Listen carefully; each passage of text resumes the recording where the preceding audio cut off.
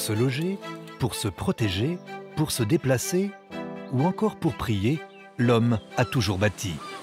Du nord au sud, d'est en ouest, notre territoire est maillé d'ouvrages exceptionnels. Si certains de ces bâtiments sont connus de tous et font la réputation de la France dans le monde entier, d'autres sont plus discrets. Leur édification révèle pourtant des prouesses architecturales incroyables. Toutes sont le fruit de l'imagination fertile et de l'obstination de l'homme. Des hommes qui n'étaient pas tous ingénieurs, mais qui n'ont rien sacrifié à leur ambition de bâtisseurs. Pour réaliser ces monuments extraordinaires, des moines, des châtelains ou de simples marchands n'ont pas hésité à défier les éléments et les préjugés. À grand renfort d'ingéniosité et de ténacité, ils ont réalisé des prouesses techniques inégalées. Avec de la pierre, du métal, de la terre, ils ont bâti bien plus que des murs. Ils ont construit un idéal. C'est l'histoire de la construction souvent rocambolesque et semée d'embûches de ces ponts, ces églises ou ces palais entrés dans la légende que nous allons vous raconter.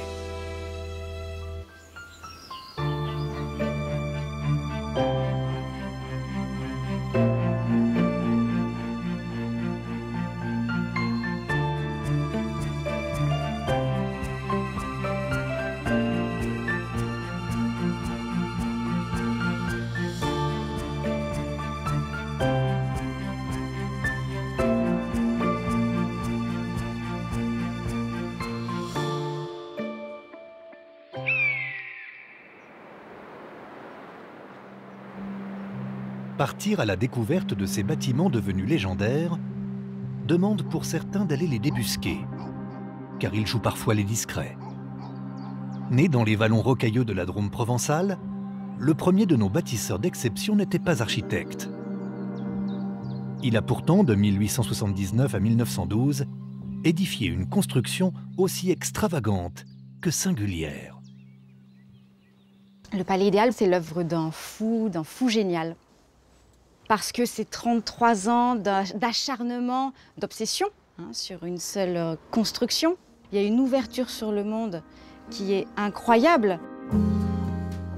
10 000 journées de travail, 93 000 heures.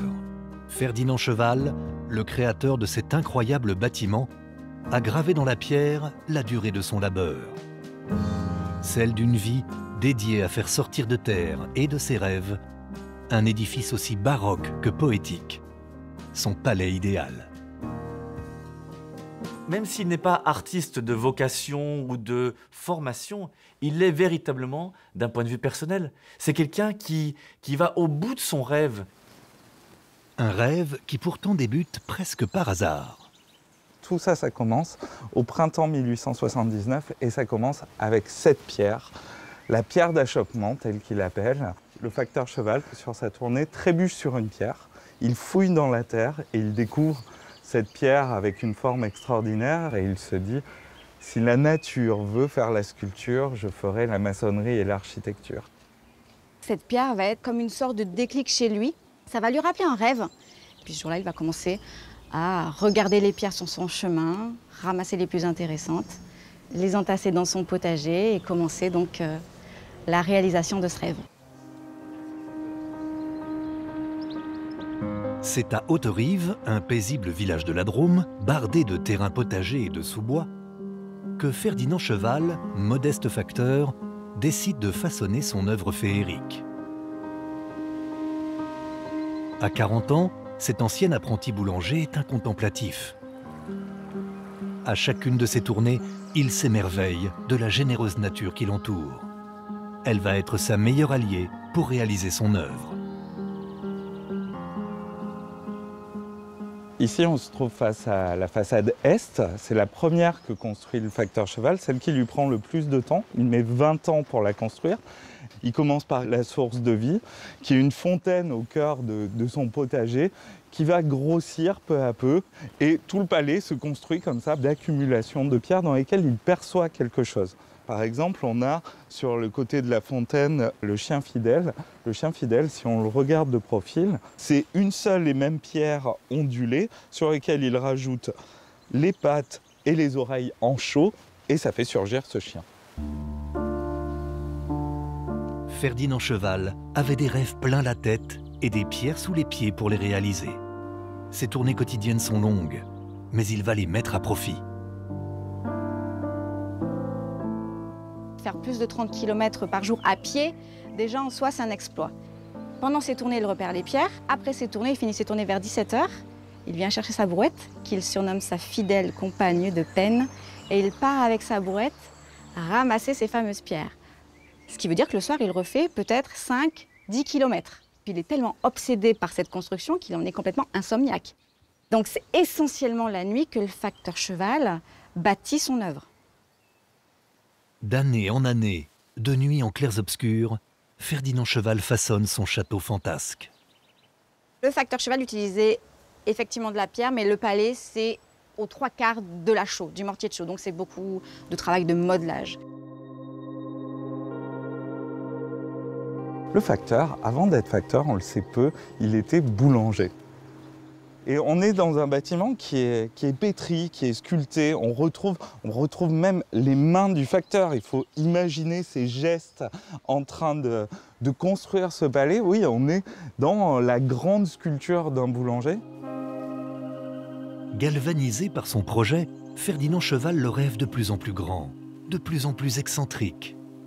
Et le facteur de se muer en véritable précurseur des techniques du bâtiment. Quand on monte vers la tour de Barbarie, qui est un des sommets du palais idéal avec ses 12 mètres de haut, on comprend que le facteur était vraiment un génie. À l'époque, le béton armé n'existait pas encore. Mais pour construire ces palmiers, toutes ces envolées et faire tenir son bâtiment, on voit qu'il prend des tiges de métal, qu'il les recouvre de chaux et d'un enduit qui le rend résistant au temps. Et ce palmier de pierre, il existe depuis plus d'un siècle au sommet du palais, face à la neige, face à la pluie. Il est toujours là, toujours bien vivant. L'un des plus beaux mérites de ce bâtisseur est sans conteste sa curiosité sans bornes et féconde. Et cette appétence pour les savoirs, tous les savoirs, il la nourrit avec ce qu'il a chaque jour entre les mains. Des cartes postales et des magazines qu'il étudie avant de les distribuer. Et il trouvait aussi des articles sur les voyages. Donc c'était la fin du 19e siècle, l'époque coloniale, l'époque des grandes expositions universelles. On s'intéresse vraiment à ce qui se passe ailleurs, à l'autre bout du monde. Dans ses godillots, sur ses chemins de campagne, Ferdinand voyage et peaufine la structure de son bâtiment. La façade ouest est sans doute la plus exotique. On a la Maison Blanche qui est une maison fictive, l'étang plein d'eau et le chalet suisse. On a la mosquée avec cette mention Allah et ses jardins de délices. C'est l'entrée d'un palais imaginaire du facteur Cheval. On est vraiment face à un petit musée d'architecture du monde. On n'est pas dans un carnet de voyage, on est dans un carnet de l'imaginaire de l'universel, du monde entier. Dans son village, on le croit fou. Qu'importe, il poursuit son œuvre. 30 ans plus tard, le bâtiment affiche des proportions sidérantes. 26 mètres de long, 14 mètres de large et 12 mètres de haut, travaillés dans les moindres recoins. Il veut qu'une trace de lui reste sur cette terre, qu'on ne l'oublie pas. Et c'est par son palais qu'il a fait cette démarche-là. C'est sur la dernière façade, sculptée par Ferdinand Cheval, la plus gravée d'inscriptions, que l'on mesure la revanche sociale prise par le modeste facteur à travers ce bâti et son vœu de laisser un monument à la gloire de sa vie de labeur. Sur la façade nord, on est vraiment dans une dentelle de pierre. Il est dans le maniement total de son art, de sa technique, et on sent l'achèvement au travers de phrases qu'il emploie. Il commence à signer le bâtiment, travail d'un seul homme, tout ce que tu vois passant est l'œuvre d'un paysan. Un peu plus loin, on a également cette merveille dont l'auteur peut être fier, restera unique dans l'univers. Voilà, on est sur l'accomplissement d'un travail de 33 ans d'épreuve. Ferdinand Cheval aura passé sa vie à modeler et admirer un palais dans lequel il n'a jamais imaginé vivre. En revanche, il aurait souhaité qu'il devienne sa dernière demeure. Mais ce vœu lui sera refusé. C'était sans compter sur sa détermination à rester pour l'éternité au cœur de son œuvre insolite. Il voulait être enterré ici et la mairie et l'église lui refusent à l'époque. Donc il va partir à plus de 80 ans, construire pendant 8 années supplémentaires son tombeau au cimetière de Haute-Rive. Et avec le tombeau, on est dans une explosion du style du facteur cheval. Ferdinand Cheval décédera 2 années seulement après avoir façonné la dernière pierre de son tombeau. Mais non sans avoir atteint son but, bâtir son palais idéal et rester immortel. Le pauvre fou qui a rempli son jardin de pierre, comme il l'a gravé lui-même, aura réalisé un bâtiment sublime d'architecture surréaliste qui, en 1969, sera classé par André Malraux aux monuments historiques, 45 ans après son décès.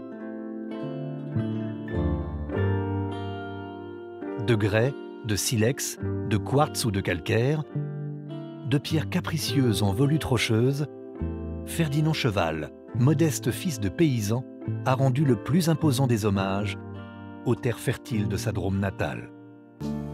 Et si le facteur a souhaité à tout prix maîtriser la pierre et la chaux, d'autres, au contraire, se sont escrimés à maîtriser l'eau, sa force et sa puissance. Dans l'Hérault, à Béziers, ville colline en retrait de la Méditerranée, un enfant du pays a œuvré pour en modifier les traits. Au XVIIe siècle, Pierre-Paul Riquet, bien mal nommé baron de Bon Repos, aura consacré sa vie à la réalisation d'un projet de canal vieux de l'Antiquité. Décédé quelques mois seulement avant son inauguration, la voie maritime réalisée par ce financier zélé force le respect. Le rêve des Romains, déjà, de Charlemagne et d'Henri IV, était de pouvoir relier la Méditerranée à l'océan Atlantique, sans passer par la péninsule ibérique. C'est une idée folle qui prend sa source au pied de Béziers, où l'eau n'aurait jamais coulé et les bateaux navigué, sans la volonté sans borne d'un homme, Pierre-Paul Riquet. Pierre-Paul Riquet n'était pas ingénieur, comme on l'a souvent nommé, mais ingénieux. Simple fermier de la Gabelle, sous le règne du roi Soleil, Pierre-Paul Riquet n'a qu'une idée en tête, creuser ce canal.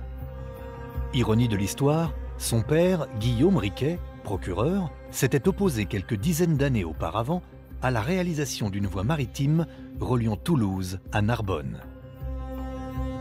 Riquet fils, lui, voit beaucoup plus grand. Si grand que sa détermination séduit le roi Louis XIV et son contrôleur général des finances, Colbert. Galvanisé, le baron se lance alors un incroyable défi. Pierre-Paul Riquet, lui, il voulait que ce canal passe au pied de Béziers, puisqu'il était conscient qu'il fallait développer économiquement Béziers. Le problème, c'était évidemment le dénivelé. 21 mètres de dénivelé à absorber sur une longueur de 300 mètres. Une prouesse technique impossible dans la France du roi Soleil. Mais la solution se trouve chez nos voisins transalpins. Le génie civil italien, effectivement, est beaucoup plus avancé qu'on ne l'imagine en France. Mais la Renaissance italienne est là pour nous l'avoir prouvé. Les architectes italiens seront nombreux à venir à la cour de Louis XIV. Eh bien, on fait de la sorte également avec l'ingénierie, en regardant ce qui s'est fait chez nos voisins transalpins. Riquet, sa grande qualité, c'est de savoir s'entourer de gens compétents. Donc, il envoie un de ses ingénieurs en Italie consulter les plans de Léonard de Vinci, qui avait dessiné déjà des écluses. Et donc, il est revenu avec les copies de ces plans. L'artiste et l'homme d'esprit italien Léonard de Vinci consacrera des années à la conception de ce qu'il appelle des ascenseurs à bateau et dessine des plans, des croquis d'écluses à sas, délimités par 2 paires de portes busquées. Des plans qui vont être la clé de la réussite des écluses de Fonserane, signé Riquet.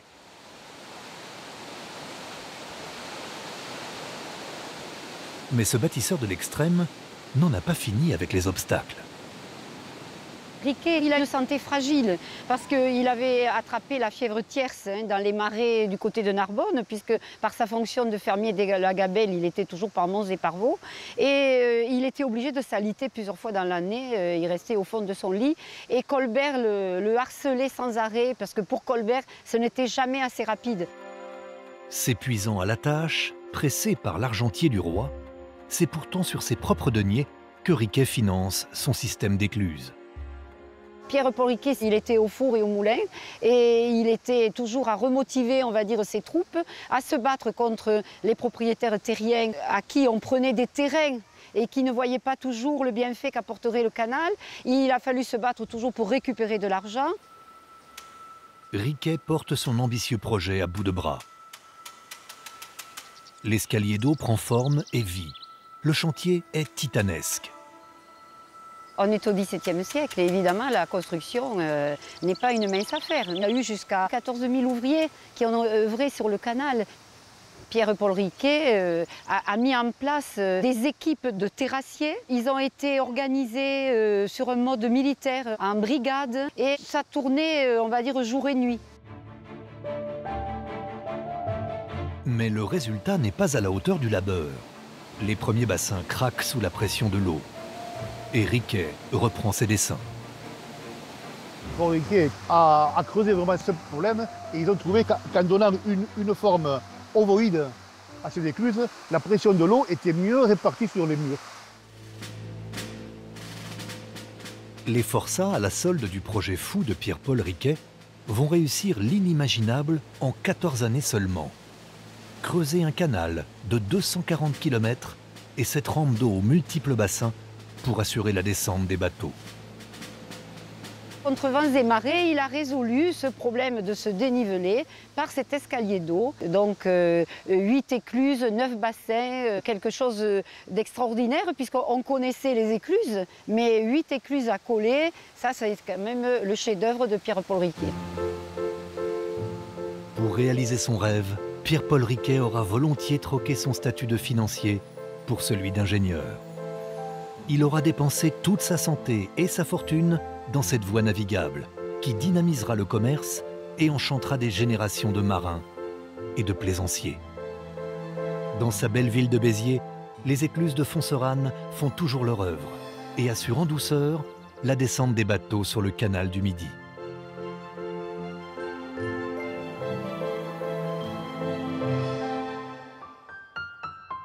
Dompter la force de l'eau ou profiter de la solidité du métal, les motivations de nos bâtisseurs sont toutes différentes. Seul importe le résultat, la virtuosité, la démesure. Comme quand il s'agit de traverser le Massif central pour désenclaver toute une région, vaincre ses rivières et ses hauts plateaux, afin de changer le quotidien des populations. Pour se frayer un chemin dans la modernité, l'homme est prêt à tous les exploits.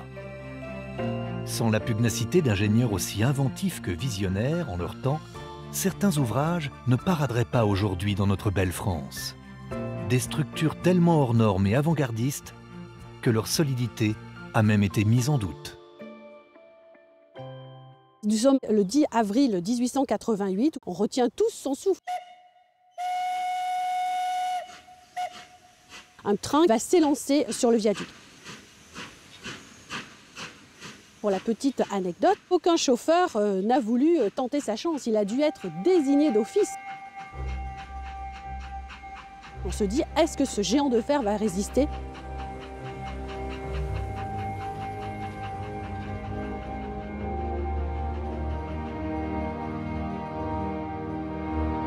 « 133 ans plus tard, le majestueux viaduc de Garabi est toujours debout et supporte encore le passage des trains.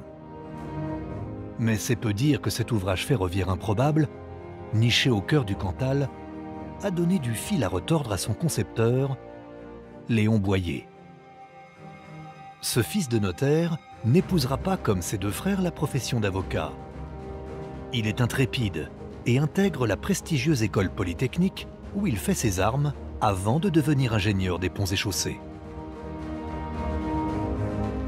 En 1875, Léon Boyer n'a que 24 ans quand il est muté près de Florac en qualité de chargé d'études et travaux des chemins de fer. Le ferroviaire en France est une construction assez récente. Ce réseau, qui a commencé à peine par des bribes du temps de Louis-Philippe, va surtout bénéficier de la Deuxième République et du Second Empire avec Napoléon III, où là on se retrouve avec des dizaines de milliers de kilomètres de voies ferrées qui permettent justement d'agir entre les régions et surtout de se diriger vers Paris, qui reste le point névralgique, le centre même des relations ferroviaires. La France se transforme et le jeune et ambitieux Léon Boyer se met volontiers au service du progrès. Il va avoir cette tâche de relier Paris donc à Béziers. Pour cela, il ne va pas hésiter à venir sur ce site en plein hiver 1875. Donc l'hiver est très rigoureux, il y a 80 cm de neige, il fait moins 15 degrés. Et cet homme va accumuler les calculs, va réaliser de nombreuses mesures. Installer une voie ferrée au cœur du Massif central n'est pas une sinécure. Dans le département du Cantal, donc c'est un département, on va dire, de volcan, du volcanisme, puisque nous sommes pas très loin d'ici avec le plomb du Cantal. C'est une région de montagne, de moyenne montagne, avec justement ces reliefs et ces identités paysagères très fortes. Vous avez aussi bien des plateaux liés aux coulées volcaniques, mais vous avez évidemment ces grandes vallées glaciaires. Vous avez de nombreux cours d'eau, notamment la Truyère, qui est une rivière importante. Ça va rester pendant longtemps un lieu frontière où les obstacles naturels paraissent indomptables.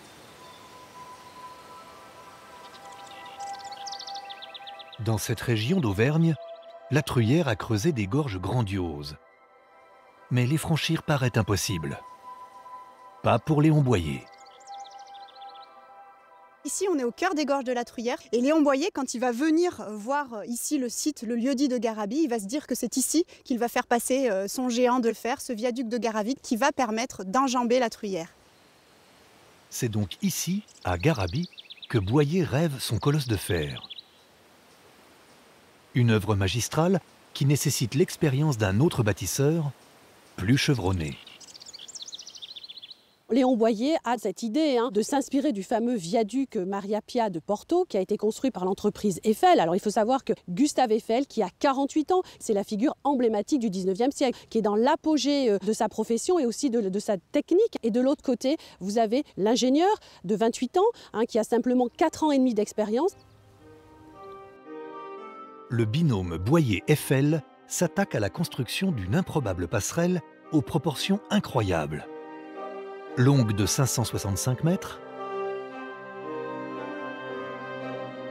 corsetée par 678 768 rivets,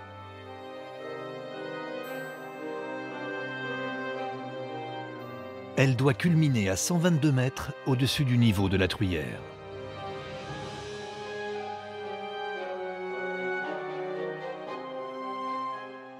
Le marché est signé le 23 juillet 1880 et dès le 13 septembre 1880, les ouvriers arrivent de partout. Ce sont plus de 400 hommes qui vont venir sur ce chantier pour s'activer pendant 4 ans à la construction de ce géant de fer. Certains viennent même avec les femmes et les enfants. C'est un véritable village qui va naître de rien, puisque vous êtes dans une vallée où il n'y a strictement rien. Alors on va construire des baraques en pierre, on va construire des baraques en bois. Il y aura une école, il y aura des bureaux de poste, il y aura des écuries, il y aura des magasins de chaux, un service administratif, des services techniques. L'objectif, c'est qu'une vie s'organise au pied des piles. La vallée de la Truyère va perdre un peu de sa quiétude durant la durée des travaux. Les ouvriers sont à pied d'œuvre. Leur première mission, bâtir les piles, les jambes de pierre du géant, avant d'assembler la dentelle d'acier au-dessus de la rivière.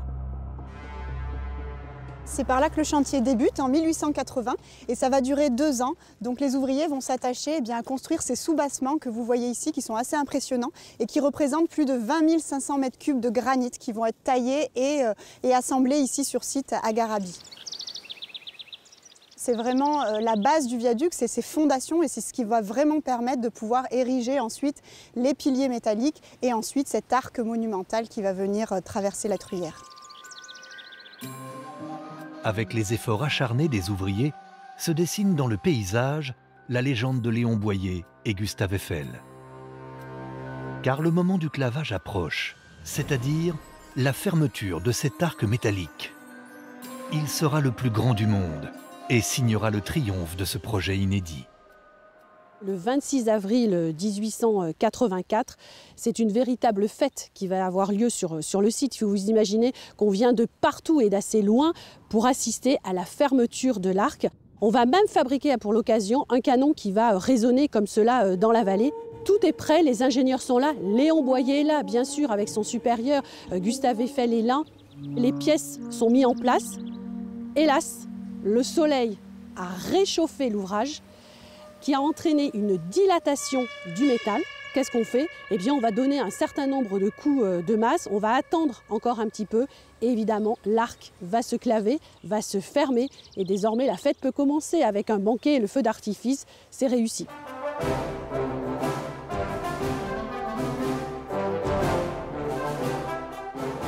On n'a jamais construit auparavant d'arche aussi grand. Ça représente 165 mètres d'ouverture et plus de 1200 tonnes de fer. Donc c'est vraiment un défi pour les ingénieurs et pour les ouvriers que de faire se rejoindre les deux parties de l'arc qui se sont élancées de part et d'autre de la vallée.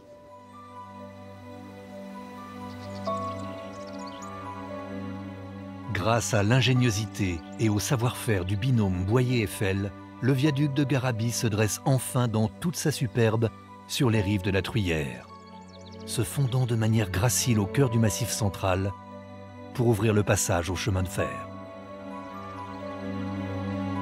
La ligne Paris-Béziers ouvre enfin l'accès à la modernité pour la population d'une région jusqu'alors enclavée. La réussite de cet ouvrage propulse la carrière des deux ingénieurs. Celle de Gustave Eiffel sera à jamais marquée par la réalisation de la tour parisienne pour l'exposition universelle de 1900. La construction de la tour Eiffel sera rendue possible parce que Garabit a été le laboratoire de ces idées. Léon Boyer aura moins de chance. Nommé directeur général des travaux du canal du Panama, il décède quelques mois après son arrivée de la fièvre jaune. 2 années seulement après la consécration de son géant de fer. En créant de nouveaux accès, en reliant nos régions, au travers de ses concepteurs, c'est l'État français qui a affirmé sa puissance. Mais parfois, ce sont aussi de simples citoyens qui se sont lancés et ont financé des projets tout aussi grandioses, sans rien attendre de personne. Dans le Finistère, au large de Morlaix, la nature a parsemé la baie d'îles et d'îlots, rochers sauvages devenus des alliés. Ici, au XVIe siècle, des hommes, des marchands motivés à défendre leurs biens, se sont mués en bâtisseurs pour ériger un fort, aussi imposant que fragile. C'est un épouvantail quelque part. Hein. On se rend compte que la solidité n'est pas la qualité première de ce fort, mais il suffit en tout cas à dissuader l'ennemi de par son architecture et de par son positionnement. On l'appelle le Château du Taureau, un ouvrage défensif bâti dans la baie de Morlaix. Un fort que l'on doit non pas à un homme, mais à des citoyens, des Bretons, excédés par leurs voisins et ennemis anglais au début du XVIe siècle. La guerre de Cent Ans, finalement, n'est pas tout à fait encore achevée. On sait que les zones d'influence entre les Français et les Anglais se jouent surtout sur les mers. Les côtes de la mer du Nord, de la Manche, mais également de l'Atlantique, vont sans cesse être conduites à se protéger. À l'époque, au XIVe siècle et au XVe siècle, la ville de Morlaix est comme le 3e port le plus riche de Bretagne. Grâce à son commerce de chevaux, de cuir, mais ce qui va faire la fortune de Morlaix, c'est la culture du lin, puis par la suite des toiles de lin. Et bien sûr, une ville aussi riche, ça va inciter la convoitise de nos amis les Anglais qui vont attaquer le 4 juillet 1522. Stratégiquement, pour rentrer à Morlaix, on ne peut passer que de ce côté-ci, du côté du Grand Chenal. On ne pouvait pas passer de l'autre côté, parce qu'il y a beaucoup trop de roches. Ce 4 juillet 1522, une flotte de 60 navires emprunte le Chenal sans encombre, toisant le rocher de granit du Taureau, qui n'est pas encore construit. Les Anglais ont mis à sac Cherbourg. Morlaix est leur nouvelle cible. Ils sont galvanisés et vont mettre la ville à terre, pillant et détruisant tout sur leur passage. Après cette attaque-là, les Morlésiens se disent on ne peut plus se laisser attaquer de la sorte. Ils vont demander l'autorisation à François Ier de construire un fort. Ils vont obtenir cette autorisation, mais François Ier va quand même préciser quelque chose, c'est que les Morlésiens n'auront pas un centime pour la construction de ce fort. Ils sont priés de le financer eux-mêmes. Tout à ces guerres d'Italie et ses ambitions impériales, François Ier ne fait pas grand cas de ces côtes lointaines.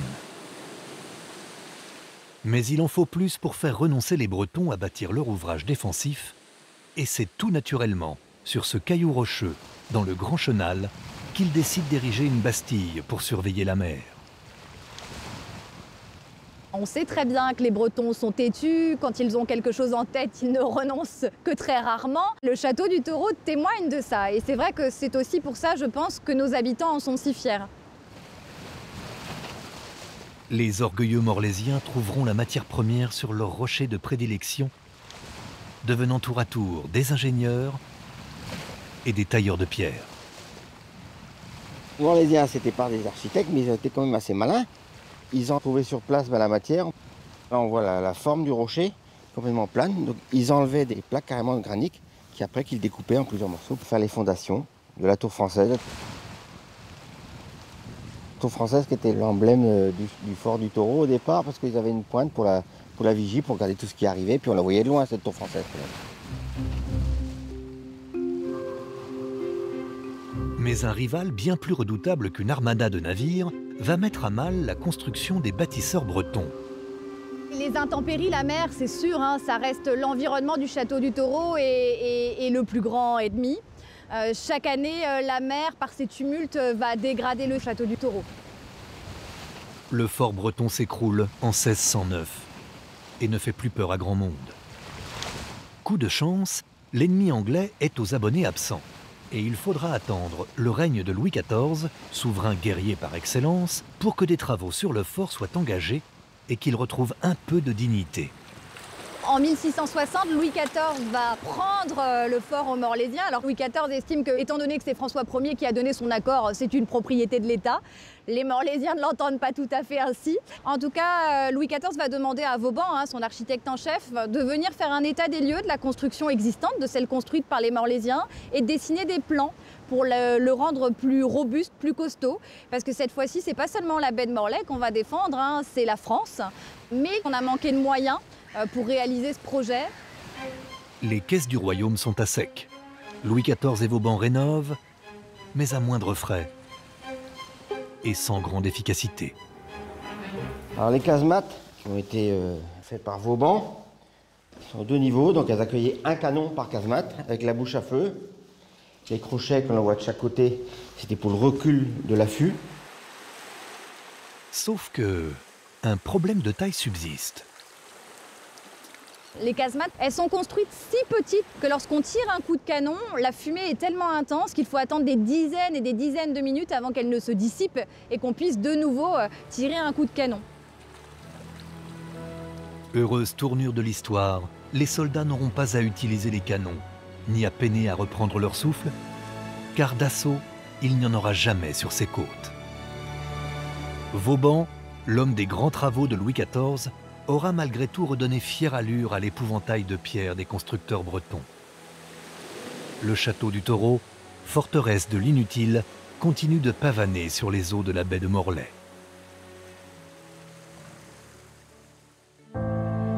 Édifier des bâtiments imposants ou creuser de véritables joyaux. Être discret mais pas forcément modeste. À l'abri des regards, nichés dans les creux d'un territoire, ils n'en sont que plus époustouflants lorsqu'on les découvre. Aubeterre-sur-Dronne cache un curieux trésor. L'œuvre d'un seigneur qui, entre lubie et dévotion, n'aura pas érigé, mais creusé pour des raisons étonnantes, une chapelle aussi grandiose qu'inimaginable. Une église troglodyte souterraine. L'histoire de cette église, ce n'est pas l'histoire du clergé, mais l'histoire d'un homme, un indépendant qui réalise son rêve avec énormément d'audace. On est au début du XIIe siècle. Il veut une église creusée dans des proportions exceptionnelles pour remettre l'histoire de la mise au tombeau du Christ, tout ça, à Aubeterre. On dit d'elle que c'est un joyau aux proportions extravagantes. 27 mètres de long, 16 mètres de large sur une vingtaine de haut. Et pourtant, elle reste invisible dans le paysage charentais. Elle est l'œuvre d'un seigneur qui a marqué son temps. Pierre de Castillon fait partie des puissants vicomtes de Castillon. C'est une famille à Saint-Émilion. Et ce Pierre, on parle de lui un peu plus parce qu'il a participé à la première croisade. Et il est très marqué par la première croisade, donc il ramène des reliques. C'est la tradition de ramener des reliques. Et puis pas n'importe quelle relique, des reliques qui ont trait à la passion du Christ. Le stock semblait inépuisable là-bas, donc on va ramener des morceaux de croix et partager les morceaux de croix. Et donc, au retour, il faut quand même une église pour abriter ces reliques. On va vouloir créer une petite Jérusalem pour les pèlerins qui ne peuvent pas aller à Jérusalem. Mais s'il s'agit d'exhiber ces reliques, qu'est-ce qui a pu pousser Pierre de Castillon à édifier une église aussi monumentale pour la soustraire au regard? Dans les textes, il est nommé comme Amarache, Antioche, Tripoli. Et il va voir des édifices dans la roche, notamment en Turquie. Il y a la région de la Cappadoce où il y a beaucoup d'églises dans la roche. Et c'est certainement une inspiration pour lui. Et à Jérusalem, il y a aussi des tombeaux dans la roche. Donc il va voir ce principe d'édifice dans la roche, ça va le marquer. Le vicomte, déjà propriétaire d'un château dans la ville d'Aubeterre, décide de faire creuser son édifice religieux sous sa propre bâtisse et surtout sans accord préalable du clergé. Ce pied de nez à l'autorité cléricale se double d'un véritable tour de force architectural. Cette cavité, c'est l'entrée de l'église, c'est par là que tout a commencé. Le château se trouvait au-dessus, un peu plus bas, il y avait cette cavité, et comme cette église est creusée du haut vers le bas, eh bien, on commence par cette cavité et on réalise un triforium, c'est-à-dire une galerie sur 3 côtés, zone technique indispensable pour réaliser ce creusement. 10 années seront nécessaires aux hommes mandatés par Pierre de Castillon pour extraire la roche et façonner dans la masse son église, l'une des plus grandes souterraines d'Europe. C'est un travail titanesque. On est au début du XIIe siècle, on est dans une époque de bâtisseurs. Ce sont des gens qui savent travailler la pierre et on ne s'en va pas au petit bonheur la chance, un coup de pioche. Non, non, non, non, on ne fait pas ça. On étudie cette masse rocheuse. On l'étudie avec toutes ses contraintes, déjà l'eau, mais également cette pierre, il faut pouvoir la sortir et la réutiliser. Tout ça, Pierre de Castillon va s'en inquiéter dès le début. Toute la partie technique, elle est réfléchie avant même de commencer à creuser. Et la partie technique est à l'image de ses relations avec le clergé. C'est tout l'ordre des choses qui est inversé. On taille le pilier et on abaisse constamment le niveau du sol parce qu'il n'y a pas d'échafaudage. C'est le sol, votre échafaudage. Et c'est lui que vous abaissez constamment. La grotte mystique de Pierre de Castillon est enfin là, composée d'une nef centrale bordée de 7 piliers dans laquelle trône le clou du spectacle. L'immense reliquaire, une véritable prouesse technique à lui seul. Le reliquaire, il est sculpté déjà sur place dans la masse. Il n'a pas été rapporté, donc on va évider autour 6 mètres de hauteur qu'on va sculpter. Ce reliquaire est tout simplement la copie du tombeau du Christ qui est à Jérusalem. Pierre de Castillon s'est offert le plus beau des écrins pour abriter ses reliques. Les habitants d'Aubeterre se pressent dans l'église du vicomte. De leur vivant, bien sûr, mais pas seulement. Autrefois, jusqu'à la fin du XIIe siècle, au moins, mais même plutôt jusqu'à la Révolution, on rentrait dans les églises par le cimetière. Ici, puisqu'on est dans une église creusée, eh bien, il s'agit d'une nécropole taillée et orientée est-ouest avec des tombes qui reprennent la forme du corps. Il y a à peu près 186 tombes taillées à même le sol. Et on raconte que c'était aussi une petite piqûre de rappel pour vous dire que vous étiez tout simplement un simple mortel, une petite leçon d'humilité en quelque sorte, avant d'entrer dans l'église.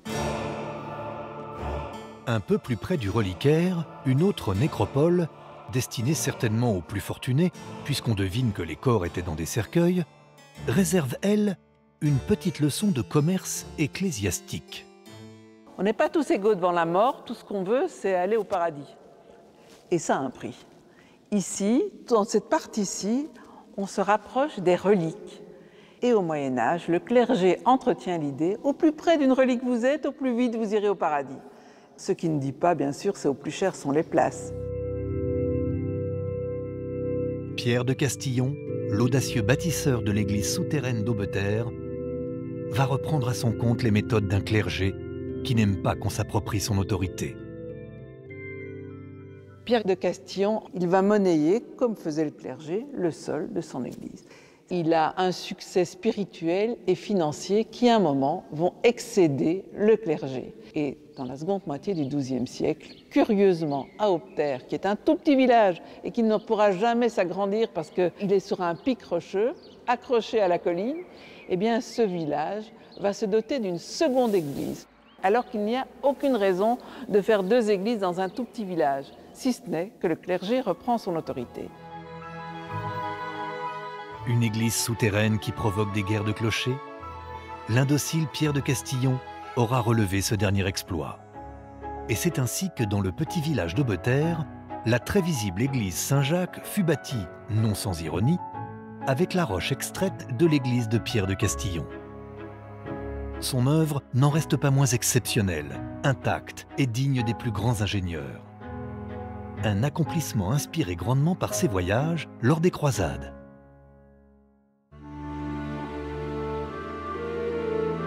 Comme beaucoup de bâtisseurs, visionnaires un peu fous, l'ailleurs est souvent à l'origine des songes. Sur le prestigieux littoral méditerranéen, où de Nice à Monaco, les villes perlent la côte et bordent la route des Trois Corniches, un avocat passionné n'a rien concédé à la grandeur des siens. Celle qu'on appelle la Villa Kérylos se dresse fièrement sur la pointe rocheuse de la baie des Fourmis, à Beaulieu-sur-Mer. Une oikos comprenait maison en grec, pensée dans les moindres détails au début du XXe siècle par son érudit et fortuné propriétaire, Théodore Reynac. Théodore Reynac, c'est le benjamin d'une fratrie de 3 frères. Ce sont des enfants très brillants. Théodore Reynac, né en 1860, il étudie au lycée Condorcet. Il détient le plus grand nombre de prix au concours général. Donc dès son plus jeune âge, c'était un individu très brillant qui exerce dans un premier temps des fonctions d'avocat. Quand Théodore Reynac a souhaité construire cette villa, c'est dans une période bien particulière. On se situe à la Belle Époque, à un moment où les riches personnages se font construire des lieux de villégiature. Pendant toute cette période de la fin du 19e siècle, mais surtout au début du 20e siècle, la bourgeoisie, que ce soit en France d'ailleurs, mais dans le reste de l'Europe, c'est elle qui est en train de prendre le pas par sa puissance économique vis-à-vis d'une noblesse qui parfois voulait encore garder les temps anciens. Théodore Reynac appartient à cette grande bourgeoisie qui découvre les plaisirs de la villégiature. Mais l'appétence pour une vie de luxe n'est pas la seule motivation chez ce grand érudit. Il se passionne pour la Grèce antique, il se passionne pour beaucoup de choses d'ailleurs, puisque les mathématiques font partie de ses domaines de prédilection. Il se pique de numismatique. Il est parallèlement passionné d'archéologie. Et évidemment, cette passion pour la Grèce antique, avec cet engouement pour la villégiature, le mène un jour à vouloir construire cette villa. Beaulieu-sur-Mer n'est pas choisi au hasard par Théodore Reynac. À cette époque-là, on peut tout simplement quitter Paris et 5 ou 6 heures après se retrouver sur la Côte d'Azur. Beaulieu-sur-Mer est un lieu où on se croise avec de très beaux mondes, hein. C'est non seulement les têtes couronnées elles-mêmes qui se trouvent là, mais également les grands bourgeois qui ont fait fortune dans différents domaines, à la fois industriels, mais également commerciaux. Il faut maintenant donner vie à ce projet bien particulier. L'helléniste s'offre les talents d'Emmanuel Pontremoli, brillant architecte rencontré lors de l'exposition universelle de 1900. Le chantier de la Villa Kérylos, digne des plus belles demeures de la Grèce antique, va s'étendre de 1902 à 1908. Pousser sa porte, c'est remonter le temps et s'évader vers l'Antiquité. La mosaïque à l'entrée avec l'inscription « Here », c'est une invitation au voyage et aussi un petit rappel de l'hospitalité grecque. « Here », réjouis-toi et c'est sûr tu vas être bien accueilli dans cette maison. Dans la cour intérieure, au rez-de-chaussée, le ton est donné. Comme dans les maisons grecques, il y avait souvent au milieu une cour, comme ça il y avait la lumière qui entrait dans la pièce. On faisait un péristyle d'abord pour réserver l'eau de la pluie parce qu'il y avait des citernes. Mais le péristyle aussi, c'est un endroit où on s'amusait, on se promenait, il y avait des jardins. C'est un endroit où tout le monde se réunissait et souvent on dansait aussi. Lorsque l'on rentre dans la villa, les yeux sont émerveillés par ces peintures murales, par les volumes des colonnes, par ces proportions antiques restituées. Et lorsque l'on lève les yeux, ce sont des plafonds absolument formidables, tous différents les uns des autres, tous peints, tous décorés, richement ornés. On marche dans toutes les pièces de la villa sur des mosaïques somptueuses, et la villa Kérylos apparaît en cela comme une œuvre totale. Théodore Reynac et Emmanuel Pontremoli ont fait appel aux meilleurs artisans, on devrait dire même les meilleurs artistes de l'époque, puisque au-delà de la simple architecture de la villa, tout a été conçu sur mesure. La moindre poignée de porte ou de tiroir, tous les meubles ont été réalisés d'après les dessins de Théodore Reynac et d'Emmanuel Pontremoli. Triklinos en grec veut dire les trois lits, et c'était ici la salle à manger. Les Grecs mangeaient allongés sur les lits. Le repas était long, pendant le repas ils buvaient, en buvant souvent ils s'endormaient. Pour eux c'était plus pratique d'être allongés sur les lits. Alors Théodore Reynac, je vous rassure, il ne mangeait pas allongé sur les lits, mais il a fait quand même ses lits pour nous montrer les coutumes grecques, et de temps en temps il s'habillait à la grecque, et avec ses amis il s'amusait à vivre à la grecque. Le tour de force des deux hommes férus d'histoire et passionnés des dieux de l'Olympe réside dans la prouesse d'avoir réalisé une maison digne de l'Antiquité avec un certain confort moderne. On ne vit pas à la villa Kérylos comme on vivait au IIe siècle avant notre ère, on y vit comme dans les autres lieux de villégiature, mais à la différence de ces autres endroits, tout le confort moderne est dissimulé. Non seulement lui, il aimait la musique, mais en plus son épouse était pianiste. Et pour elle, il a caché quelque chose. Il a caché un piano. Les pianos n'existaient pas à l'époque grecque. Il n'a pas voulu montrer des choses anachroniques dans la villa.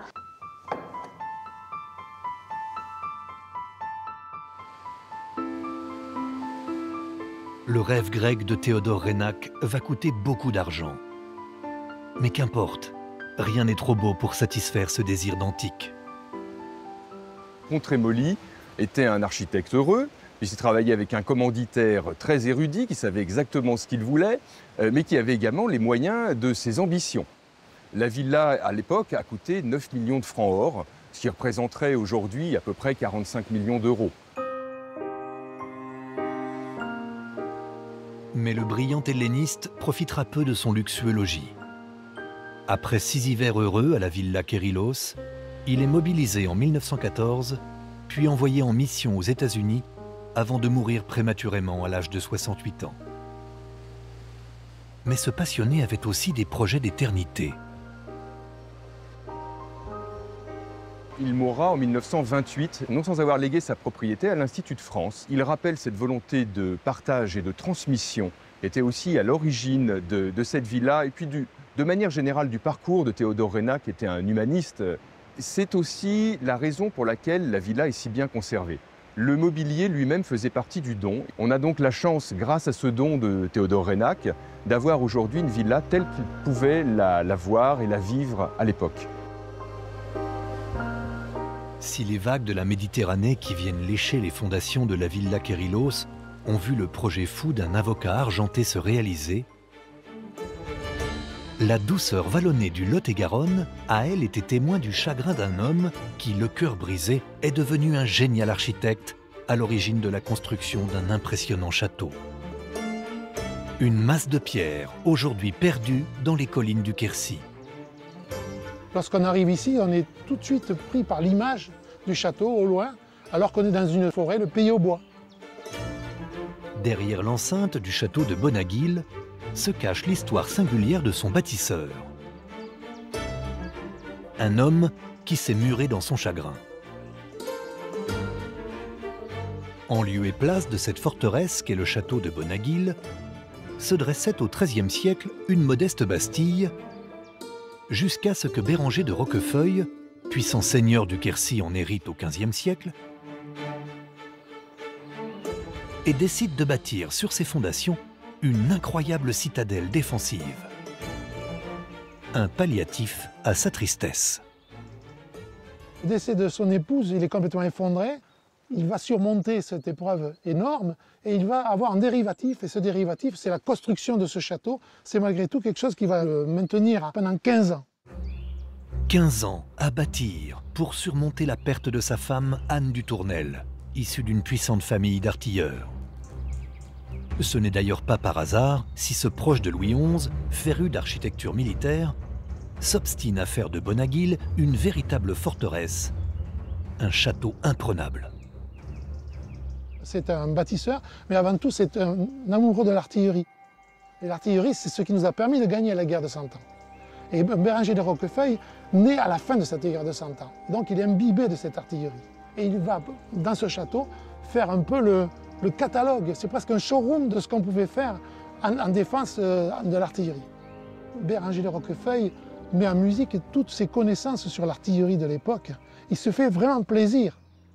Béranger de Roquefeuille, dont on suppose qu'il vendit des armes au cours de sa vie, va donc ériger un château à la pointe de ce qui se fait en matière de défense.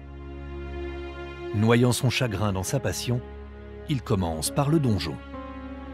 Nous sommes sur le lieu d'origine du château de Béranger. Il y avait un château 13e, dont il reste la moitié avant de ce donjon superbe. Béranger l'a récupéré parce qu'il fallait bien partir de quelque chose. On connaît la formule château à demi détruit, château à demi reconstruit. Ce donjon superbe, il n'est pas rond, il n'est pas carré, il est en forme de bateau. Et en cas de guerre, les boulets ricochent de part et d'autre, au moins de prise. Et le donjon, c'est le lieu de repli en cas de siège, c'est le coffre-fort du château, le bateau de pierre. Ce bateau de pierre, l'inconsolable seigneur le veut indestructible. Et Bonaguil tout entier, inattaquable.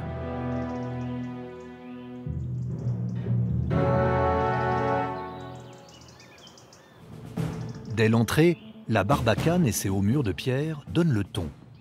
Nous sommes dans une sorte d'avant-château. La barbacane, ça vient de l'Orient arabe, les croisades, barbacane, qui signifie exactement rempart protégeant les accès principaux. Il fait un gros bouclier. Et quel bouclier? Des murs de 4 mètres, plusieurs dizaines de mètres de développement. Regardez l'épaisseur des murs, 1,30 m à peu près sur le chemin. Plus ici le mur protecteur, ça en fait de la pierre. Ça en fait de l'argent pour se faire un immense plaisir. Il a mis les moyens, quelques 25 000 écus d'or. Mais de tirs nourris, il n'y en aura jamais sur la barbacane de Bonaguil. Pas plus que d'assaillants avides de conquérir ces pierres. La guerre de 100 ans est finie déjà depuis près de 40 ans. Donc il n'y a plus rien à défendre en particulier. Et on a une grande période de paix et de prospérité, je dirais, régionale.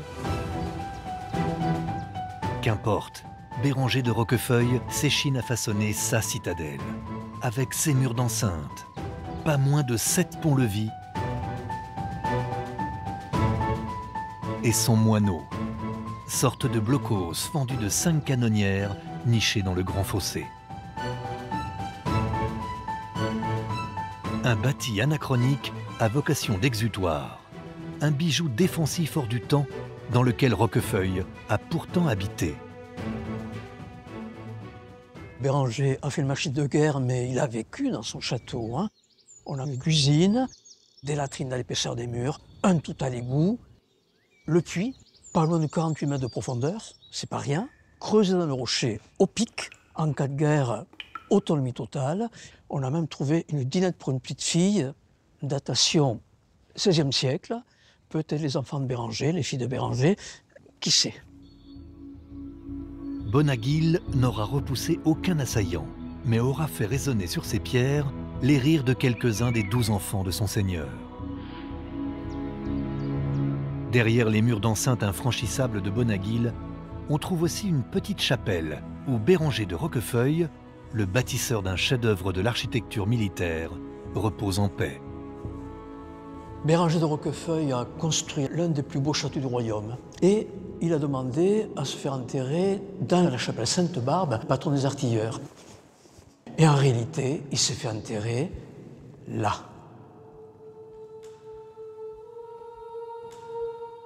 On serait attendu à trouver un tombeau superbe, très décoré. Eh bien, pas du tout. Béranger, en fait, a trouvé dans Bonaguil et par Bonaguil la réalisation d'un rêve, bâtir pour faire son deuil et peut-être pour pouvoir dire au paradis à Anne Guérine du Tournel, regarde, c'est pour toi.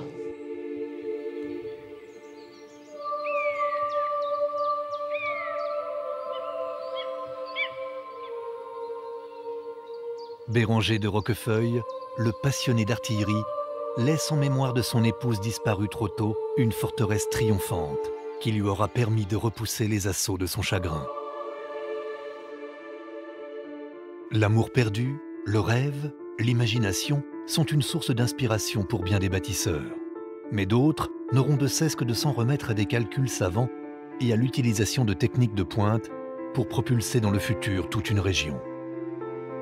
En Charente, après un millénaire de tentatives infructueuses, le 19e siècle et les ambitions royales de l'époque offrent enfin aux Charentais la perspective d'un pont.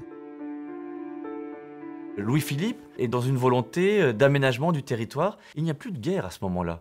Donc, on a le temps d'agir pour créer des constructions importantes pour améliorer l'ordinaire des habitants. Le temps est donc venu de trouver comment traverser la Charente alors qu'elle doit rester navigable. On va avoir envie de construire un ouvrage en dur, mais construire un ouvrage en dur, c'est assez compliqué dans un territoire d'une part de marais. De l'autre côté, nous avons le plateau calcaire, mais l'ouvrage en dur, il va avoir d'autres contraintes, c'est les mâtures des bateaux. Le génial ingénieur qui trouve la solution miracle pour édifier cette structure que personne n'imagine constructible au XIXe siècle est un technicien local, Louis d'Or. Ce que Louis d'Or va imaginer pour franchir la Charente, c'est un pont qui va être conçu en deux grandes parties. Vous avez dans la partie qui est la partie la plus meuble des terrains, une chaussée qui va nous emmener à 20 mètres de haut pour pouvoir franchir ici la Charente, le point le plus haut. Cette chaussée est une chaussée faite d'arcades, une chaussée maçonnée qui est lourde, donc il n'est pas possible de continuer sur ce mode-là, de faire une grande arche. L'amplitude est trop importante et on va choisir une structure moderne pour l'époque, très moderne, la structure métallique. Louis d'Or est l'homme de la modernité. Il dessine un pont suspendu et sa structure est magistrale. En 11 mois seulement, il est sur pied. On est dans un endroit qui est un des endroits peut-être les plus inattendus.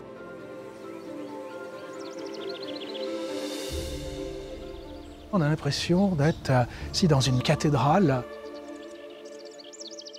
Louis d'Or, c'est un homme qui est encore dans la première moitié du XIXe siècle. Et on a encore la tradition de la construction, de la belle construction, la construction solide en pierre. Et donc sur toute la partie ici, qui est la partie chaussée, il va bâtir un système de voûtement qui est d'autant plus impressionnant que vous avez un système avec une pente, ce qui fait qu'on a une perspective qui est démultipliée.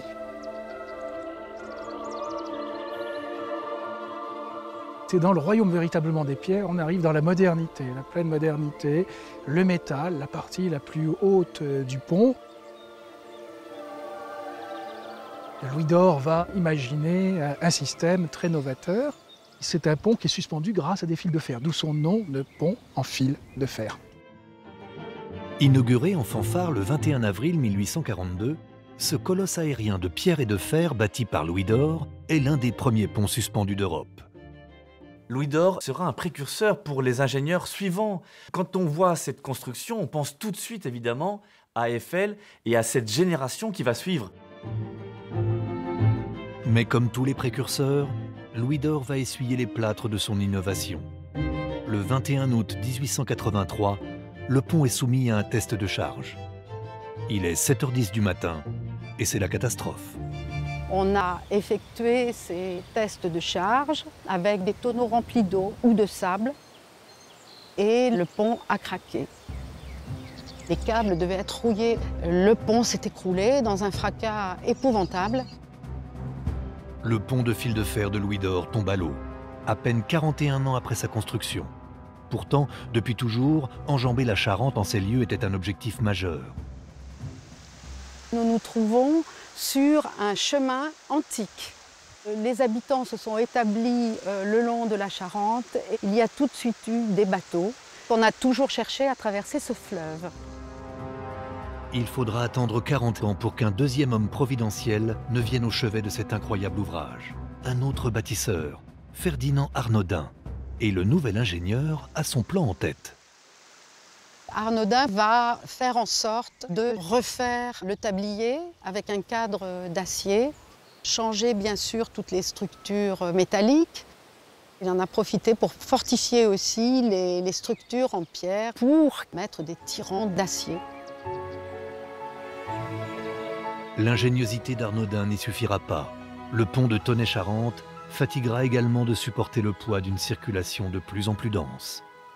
Les ponts suspendus sont toujours des ponts de l'impossible, parce que les structures, en plus, avec la rouille, vieillissent. Donc il faut les changer et les modifier. Ainsi donc, l'un des premiers ponts suspendus sert encore au passage des Charentais, à pied ou à vélo, pour le plus grand bonheur de tous. Mais les innovations n'ont pas toujours été le moteur des bâtisseurs. Certains ont accompli des miracles architecturaux. C'est la foi qui a guidé leurs gestes, qui leur a permis de s'élever dans tous les sens du terme. Au cœur des Pyrénées, dans la vallée du Cadix, voici un ouvrage qui semble tutoyer les dieux tant il est proche des sommets de la terre. Perché à 1150 mètres d'altitude, l'abbaye Saint-Martin doit sa splendeur à des moines bénédictins. Des moines infatigables qui, au fil des siècles, n'ont jamais renoncé à la maintenir debout et superbe sur les contreforts escarpés du massif du Canigou. L'histoire commence au XIe siècle avec Guifred II, comte de Cerdagne et de Conflans. Pourquoi cet endroit quand même à 1050 mètres d'altitude? Quand on n'a pas de texte qui nous explique pourquoi, on va chercher un peu dans les légendes. Or, il y a une tradition qui dit que c'est à cause d'un crime que Guifred aurait commis. Son frère lui aurait ordonné, pour expier son crime, de bâtir une abbaye non loin de l'endroit où aurait eu lieu le crime. Une légende qui s'inscrit tout de même dans une période clé de la chrétienté. Cette époque du XIe siècle, même de la fin du Xe, est un moment très important, à la fois pour la chrétienté, mais aussi parce que les constructions architecturales permettent pour l'Église elle-même de s'installer durablement. En pleine expansion abbatiale, et pour le pardon de son péché, Guifred s'engage à bâtir une abbaye destinée à une communauté de moines bénédictins. Mais le site est escarpé et peu favorable à recevoir un tel projet architectural. Guifred II va devoir construire sur la roche. C'est vraiment un bâtiment posé sur le roc. Il veut que d'ici, les champs s'élèvent vers Dieu pour toujours, jusqu'à la fin des temps.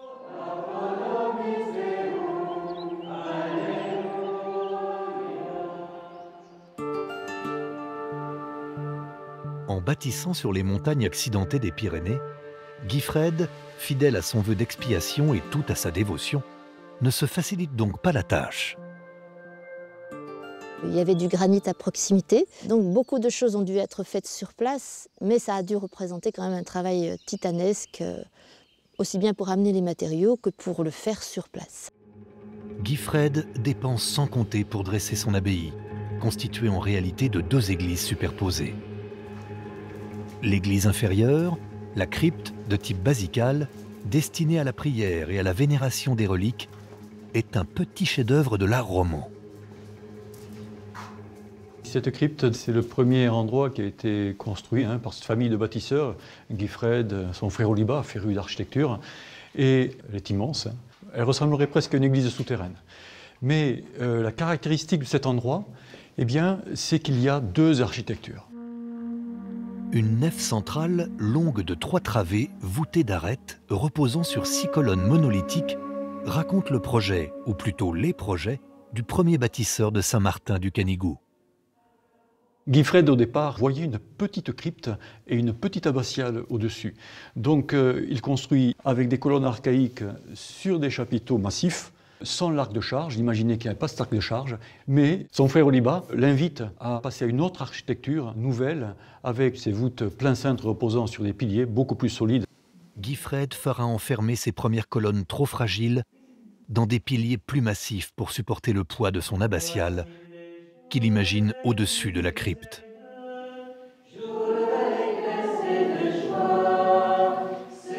En 2 temps de travaux, l'abbaye est sur pied. La communauté fondée par Guifred s'installe, malgré les difficultés. Effectivement, ce n'est pas le lieu idéal pour une communauté bénédictine. Bon, les moines, ils prient, mais ils travaillent aussi, ils gagnent leur vie. Donc, ils vont cultiver la terre, et ici, la terre, il n'y en a quand même pas beaucoup. Donc, même s'ils vont travailler de leurs mains et ils vont faire rendre à la montagne tout ce qu'elle peut rendre, ce n'est pas suffisant pour faire vivre une petite communauté de moines. Donc, le fondateur va doter l'abbaye de propriétés foncières. Après avoir consacré sa fortune à son œuvre, c'est son âme que lui offrira Guifred. Le seigneur bâtisseur rejoindra la communauté bénédictine qu'il avait fondée. En 1035, il va venir se retirer et se faire moine. Donc un humble moine. Et on sait qu'il a creusé lui-même sa tombe de ses propres mains, donc dans le granit. Imaginez le travail. Une modeste sépulture creusée dans le rocher du Canigou témoigne de l'attachement du premier bâtisseur pour l'abbaye de Saint-Martin. Une abbaye qui va connaître les colères de la terre et les vicissitudes du temps. En 1438, c'est un violent tremblement de terre qui écrète le clocher et met à mal les bâtiments de l'abbaye. Il sonne aussi le temps de la décrépitude de Saint-Martin. Au XVIIIe siècle, il va y avoir une espèce de décadence. Il n'y aura plus de vocation. Donc à un moment, les moines vont se retrouver seulement à 5. Ils sont âgés et ils vont finir par demander d'être sécularisés. C'est-à-dire qu'ils vont perdre l'état monastique et ils vont quitter l'abbaye en 1783. Plus de cloches, plus de moines, plus de prières. Après le départ des moines, le mobilier, le matériel liturgique va être réparti dans les différentes paroisses des alentours. Les gens de la région vont se précipiter pour prendre tout ce qui est récupérable.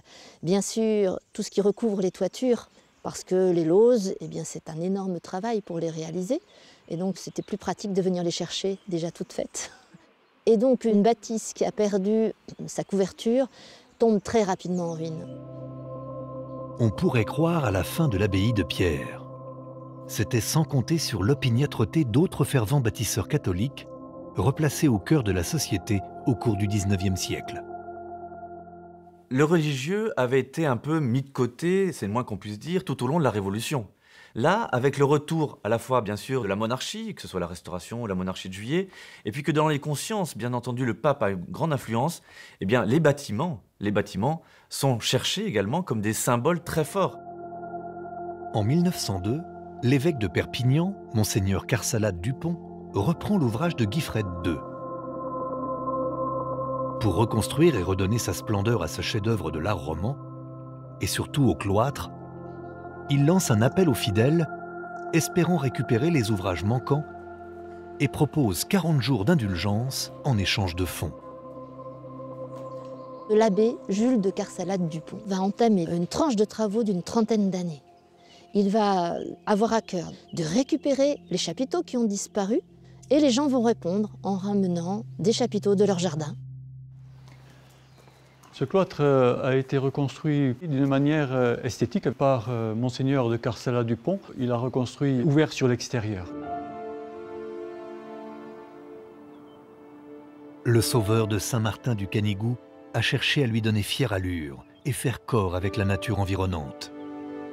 La galerie sud du cloître s'ouvre sur la montagne par de larges baies d'arcades aux colonnes ornées de chapiteaux travaillés. Des chapiteaux en marbre rose du XIIe siècle taillés, typiques de la sculpture romane à la forte symbolique. On voit ici le Père Abbé bénédictin, donc la sacros évêque, est élevé à l'ordre épiscopal. L'artiste qui a sculpté ce chapiteau s'est permis quelques petites libertés. On voit que, par exemple, il a fait des oreilles aux moines très grandes par rapport au visage pour justement rappeler aux moines bénédictins le premier point de la règle bénédictine qui est « écoute ».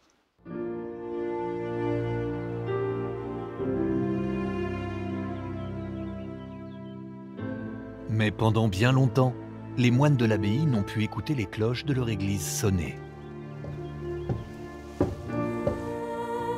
Massif et carré, le clocher de l'abbaye de Saint-Martin va retrouver toute sa fierté grâce à Jean Carsalade Dupont.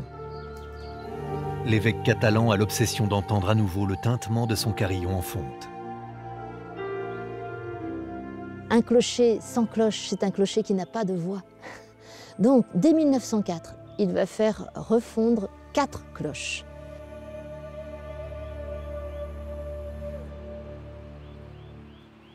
Le 22 octobre 1904, il est midi quand les cloches de l'abbaye tintent à nouveau.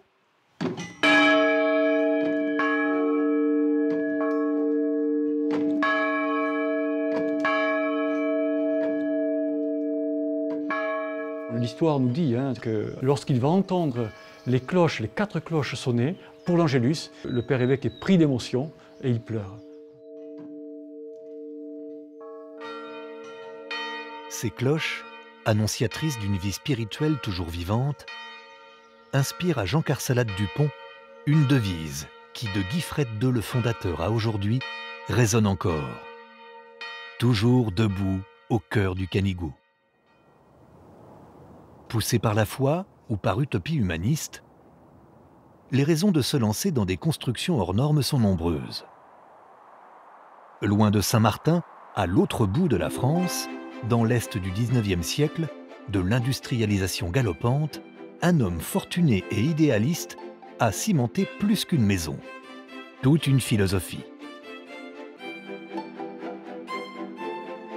C'est vraiment une machine à habiter ensemble.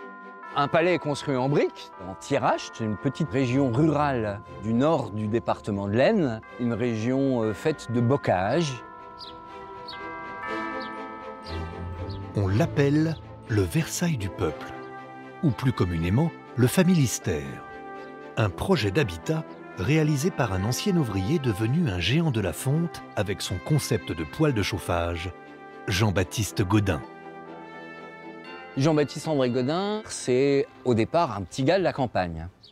C'est un autodidacte, il va pour ainsi dire pas à l'école, mais il s'avère que c'est un personnage tout à fait étonnant, ce petit gars de la campagne qui est destiné à devenir serrurier et qui fait son apprentissage dans l'atelier paternel, à l'âge de 16 ou 17 ans, se décide à trouver les solutions de la justice sociale et il devient un capitaine d'industrie de premier plan, un bâtisseur formidable, un réformateur social important. Au départ, il y a le succès spectaculaire de la fonderie Gaudin.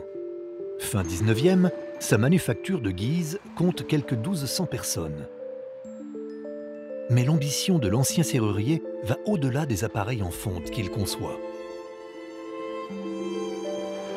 Lui, ce qu'il veut, c'est changer la société. Et en même temps qu'il devient industriel, il pense à la réalisation d'une société harmonieuse, de diversité des individus et des classes sociales résidant dans un même palais, dont les passions seraient complètement libérées. Nous sommes à une époque où les ouvriers n'ont quasiment aucun droit. Le droit de grève a été accordé en 1864, mais à cette époque, l'ouvrier est un peu déconsidéré. Il n'est qu'une puissance agissante, c'est-à-dire que ses bras, son activité, sont au service de son patron. En 1859, Gaudin se met à édifier, en face de son usine, non pas un empire, c'est déjà fait, mais une cité de briques. Ici, on en compte 10 millions et il propose à ses ouvriers de partager avec lui une manière de vivre ensemble. Dès 1860, Jean-Baptiste Gaudin emménage dans la première aile sortie de terre du Familistère. On est dans l'une des ailes du Familistère. Au Familistère, Gaudin va prévoir à l'origine 3 ailes. Au final, on aura 5 bâtiments d'habitation, 500 logements pour loger un petit peu plus de 1800 personnes sur la deuxième moitié du 19e siècle ici. C'est révolutionnaire parce que c'est de l'habitat collectif. Cette cour, c'est un peu le forum du Familistère, c'est la place publique, c'est l'endroit où on se regroupe, c'est l'endroit où on célèbre. Toutes les fêtes du Familistère ont lieu dans cet acteur majeur. Les cours font partie de la vie quotidienne du Familistère. C'est là qu'on se rassemble le matin quand on part à l'école, c'est là qu'on se retrouve le soir pour raconter sa journée. C'est l'endroit dans lequel on passe inévitablement pour rentrer chez soi. Et ce que Gaudin souhaite par le biais du Familistère, c'est la création d'une nouvelle société. Pour que cette société fonctionne, il faut entre autres qu'il y ait du lien social. Donc ici, tout est favorisé pour la création de ce lien. Et même pour les parties privées, l'idéaliste a pensé les moindres recoins. Alors on est en 1867 dans un appartement type du Familistère, 2 pièces, plus petit, comme tous les logements traversants, une vue intérieure, une vue sur l'extérieur, du logement très spacieux, du logement très propre. C'est au cœur du projet Gaudin aussi, du carrelage au sol. C'est assez nouveau pour l'époque. La tomette, elle a l'avantage d'être lavable très facilement, à grande eau, avec du savon, un petit coup de wassingle, comme on dit chez nous. Et hop, voilà.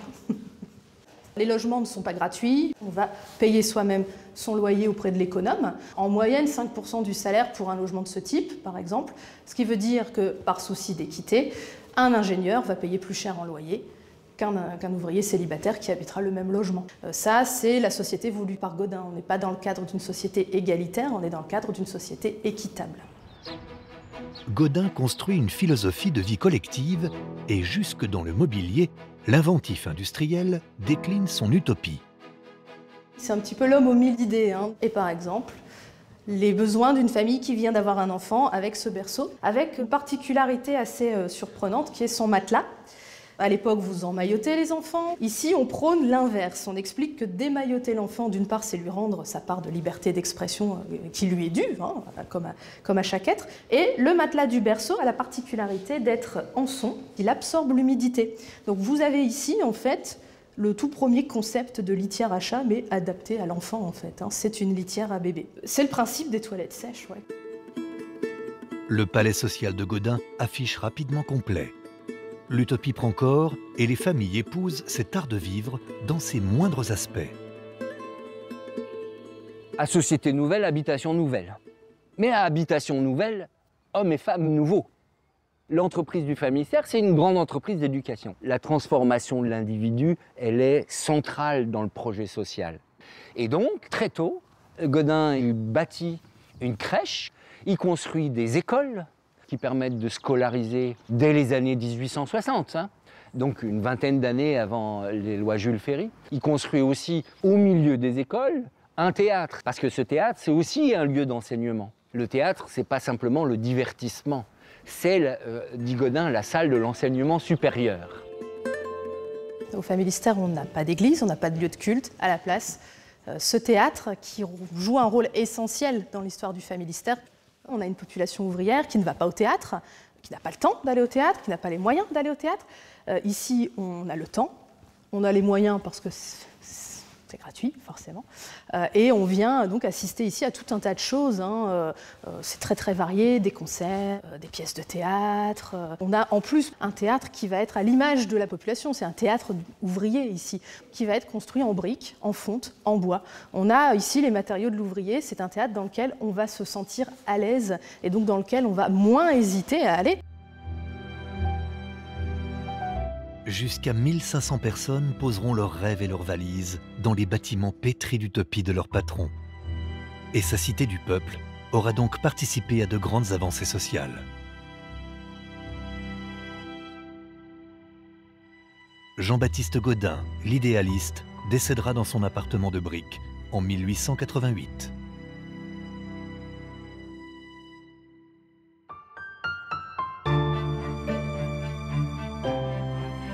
À regarder ces églises perchées sur le toit du monde, ces passerelles fragiles, ces demeures atypiques ou ces citadelles gracieuses, on se dit que le génie humain est sans limite. Souvent porté par la nécessité, la construction de ces bâtiments d'exception laisse une trace indélébile sur notre territoire. Ils ont rempli leurs œuvres et répondu aux fonctions allouées par leurs bâtisseurs, flanchant parfois sous le poids des ans, mais jalonnant toujours nos régions. Aujourd'hui encore, ils nous offrent un incroyable témoignage de la ténacité de ceux qui les ont conçus. Ces bâtis d'exception, rêvés par des hommes aussi différents qu'inventifs, laissent un héritage bien plus grand que leur dimension vertigineuse. Ils nous bouleversent et nous émeuvent aujourd'hui encore.